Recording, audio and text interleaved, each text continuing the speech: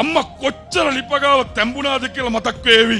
ගේට්ටු ගාව ඉඳගෙන බුදු සරණයි දෙවි පිහිටයි කියපු අම්මව හැමදාම දකින්න හම්බ වෙන්නේ නැහැ පුතේ. බඩගිනි වෙන්න කලින් බඩගිනිද කියලා හපු අම්මව හැමදාම දකින්න හම්බ වෙන්නේ. අම්මත් දවසක මේ ජීවිතේ දාලා යනවා. අනේ දාට කොච්චර කෑ ගහලා කිව්වත් පුතේ වැඩක් නැති වේවි. වැඩක් නැති වෙයි. මොකද අද ප්‍රධාන උළුවස්සෙන් රැජිනක් වගේ ගෙදරට එන අම්මා දවසක 4 දිනක්ගේ කර උඩින් ගෙදර සාලේ මැදින් තියෙන දවසට පුතේ කොච්චර කඳුළු වැටුණත් අම්මට පේන්නේ නැහැ. හැබැයි අද ඔය වැටෙන්නේ කඳුළු නෙවෙයි පුතේ. ඔය වැටෙන්නේ අද මිනිකට. අද වැටෙන්නේ මිනිකට ඔය උරේයිසේ තියෙන ඔය හීනවලට.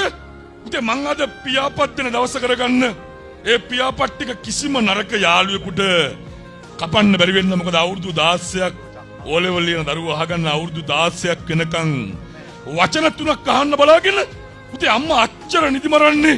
මම නැගිටින්න කලින් නැගිටින්නේ වචන 3ක් අහන්න බලාගෙන. මොකද්ද? අර ඕලෙවල් පාස් වෙලා මම පාස් අම්මේ කියන වචන 3 අහන්න බලාගෙන.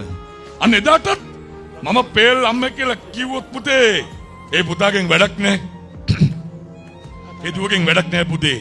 මොකද දැනෙන්න ඕනි ඔබ යන අඩිපාරේ අම්මා කොච්චර ඔබ වෙනුවෙන් දුක් විඳිනවද කියන එක ඔබට දැනෙන්න ඕනි.